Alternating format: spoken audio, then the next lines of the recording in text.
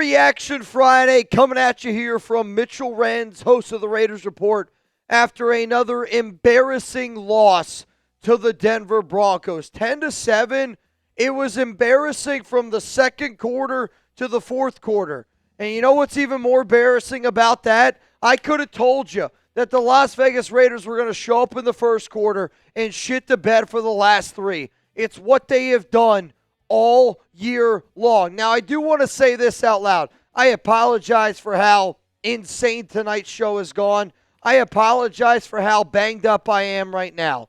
But at the end of the day, I do this show because I rock with y'all. I appreciate y'all. And if you feel just as devastated as I am, because I am a devastated Raiders fan.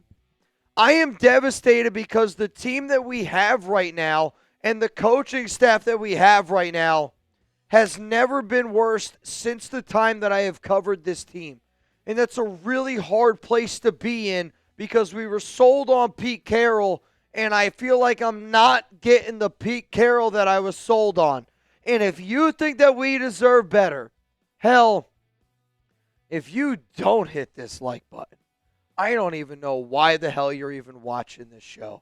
But what I'm going to do here on today's program, I'm going to try to give you our Overreaction Friday. These are going to be the biggest talking points, and these three talking points were came up with late last night. I'm looking down at my computer right now at past midnight. Why? Because we wanted to vent. We needed to be able to express our feelings because as a Raiders fan, I need to be able to talk about it. If I don't talk about it, I'm going to sit there in my bed and I'm going to wonder, how the hell did we get to this point? Because we're 2-7. The Raiders have been around since 1960. In your first 43 years, you had 3 years where you were 2-7. In our last 4 effing years, we have been 2-7 in 3 out of those 4 years. I don't know what it's going to take to get us on the right track, but I'll tell you this right now, and I mean this in all confidence. I know this Raiders team better than a lot of those coaches on that team, Mark. And I'm telling you right now, give me my shot. In terms of injury news, Jackson Powers-Johnson definitely suffered some sort of a high ankle sprain. It did not look good. He was unable to return. This offensive line was an entire joke. As soon as JPJ went down, Dylan Parham went down. And if there's anything that could convince Pete Carroll of how good Jackson Powers-Johnson is, it's probably this game because you didn't have him and your offensive line folded like a lawn chair. But what I like to do here on Overreaction Friday, we usually call it Overreaction Monday, talk about the biggest topics going on around the nation. And again, I apologize for how emotionally banged up I am right now, but it's because I'm riding and dining with the nation. My number one thing we need to talk about here, we could talk about Chip Kelly, Geno Smith. You could talk about Patrick Graham. You could talk about, I don't know, Keith the lead taking shots at Max Crosby. I'm not going to talk about offense or defense because at the end of the day, if you can't perform on special teams, like that is the epitome. Like special teams is coaching. And I'm looking at Tom McMahon, a coach that has been fired not once, not twice, 3, 4, 5. He's been fired 6 times. Like 6 times. He needs to be fired a 7th for just win babies. Believe it, baby. Our special teams unit. I can't remember a time that we didn't commit a flag on a special teams play. It doesn't matter if it's kick return, punt return. Like, Daniel Carlson has never played worse than I've ever seen Daniel Carlson play, and ask the Minnesota Vikings fans. A.J. Cole was actually great tonight. But when you look at it from a season-long perspective, he's on a career-worst path. We are on average right now to break the NFL single-season record for most missed tackles on special teams. I don't know what the record is for penalties. It's going to be something that I research because you got to look into it. But, like, I feel like in every avenue of special teams, we have regressed, and we have regressed massively. Like, this is a special teams coach that has to put Zamir White out on the field over Raheem Mostert. Like, that is a lack of just knowing talent on your team. I am saying this like, If our staff is going to stay what it is, and it kind of sounds like it's going to stay what it is, somebody's got to be the guy that's outed. And you can't sell me Pete Carroll, Chip Kelly, Patrick Graham again. If you need an out guy, you got to fire Tom McMahon. And quite frankly, if the Raiders don't fire Tom McMahon, if you're a Raiders fan, I hope you don't spend your hard-earned money on that Monday Night Football game against the Cowboys, because this is going to be a lot of money. And I mean it. I hope you don't spend your money. I wouldn't spend a dime on them. Mark, you'd have to pay me to go to that game.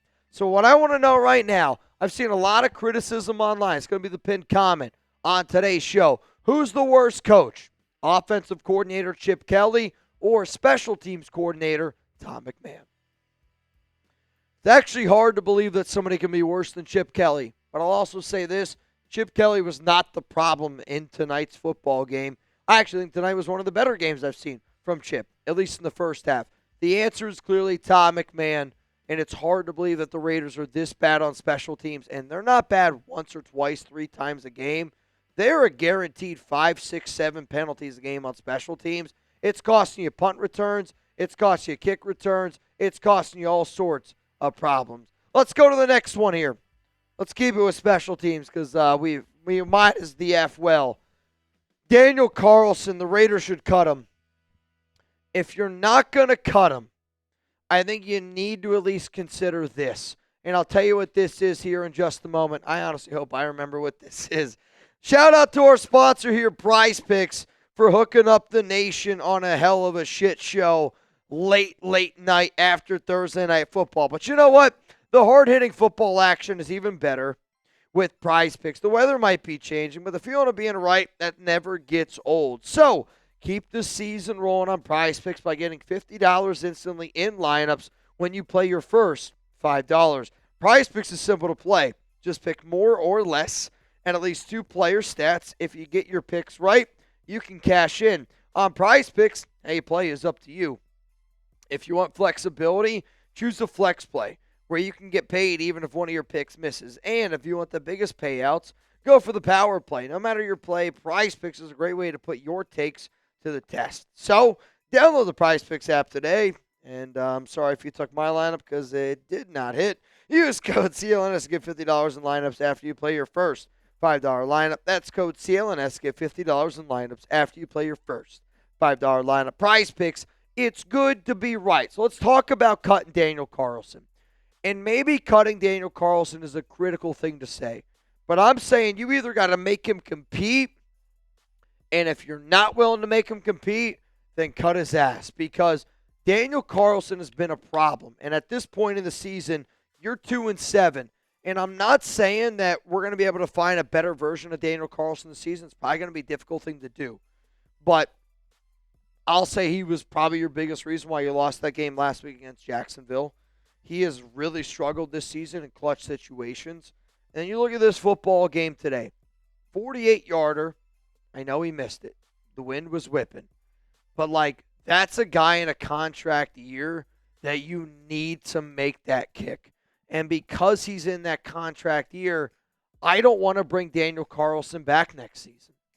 And if I'm the Raiders and where I'm at in this organization, I'm looking at players that I want to bring back. Does any Raider fan out there want to bring Daniel Carlson back next year? Is there a single Raiders fan out there that wants Daniel Carlson be the Silver and Black's 2026 kicker?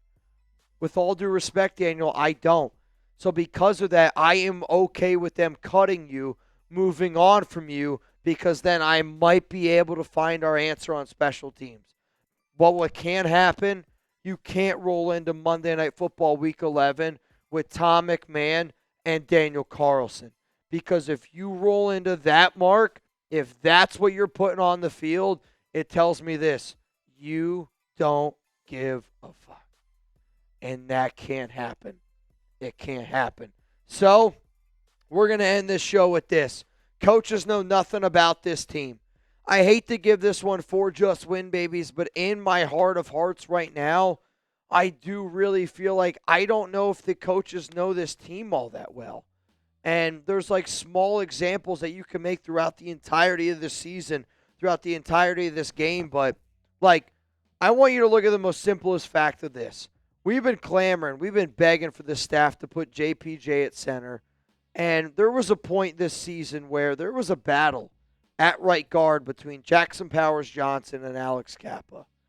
I know that no Raider fan, we know that JPJ is clearly better than Alex Kappa, but I hope that fans and other outside NFL media members out there, like people that just don't even like the Raiders, like just watch and appreciate football, can see like the idea of JPJ being in a position battle with Alex Kappa.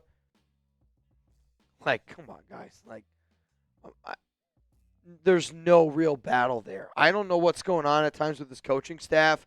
I don't know why there's certain things against certain guys. Like, I want everyone to compete. I want everyone to have to earn their exact same thing. Like, I want this team to win. But there is a clear disconnect between this coaching staff and its Raiders players. I mean, you can't tell me otherwise. I'm not sitting up here saying I think this team's talented.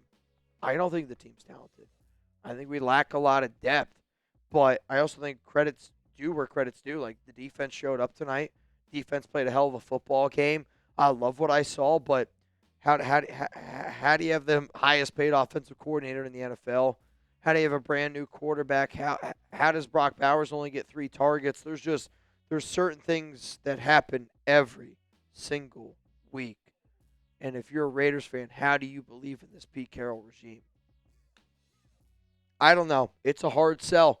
It's a hard sell. And I don't blame any Raiders fan for feeling that way. If anything that I said tonight resonated with you in the slightest bit, I hope that you hit that subscribe button. I hope that you accept my apology for being this banged up on a show. But I do this show because I'm a Raider fan just like you. I've been to Oakland. I've been to Vegas. I've been there. But at the end of the day, I want this team to win.